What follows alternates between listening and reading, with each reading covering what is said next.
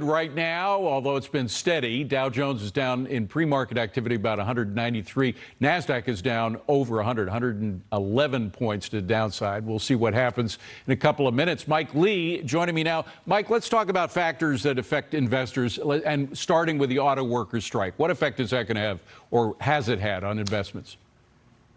Very little as of yet, but as this carries on, it's going to be a drag on the entire economy.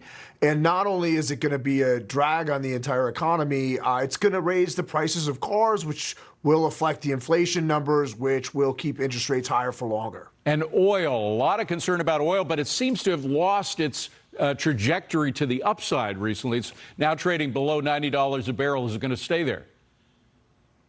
Yeah, look, I'd say the path of least resistance for oil is much higher, and as if the price were to drop, you'd expect the Saudis and the Russians to continue cutting production so that we have inflated oil prices. And I think the story with oil is that hasn't really been felt in the inflation data yet, and it soon will be. Now, rates, you don't think rates are going to start going down at all until we have an economic downturn, and you think that might be coming sooner rather than later, right?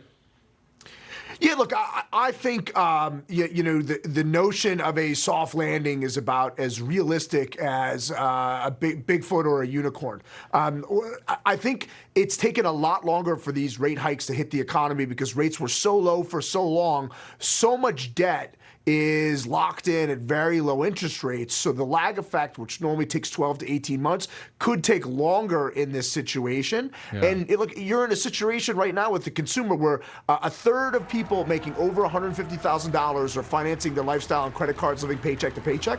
And you go down to 50,000 to 100,000, that's 2/3 of the population.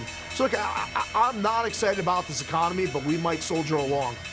Okay, well, you hear the bell ringing. The NASDAQ is open.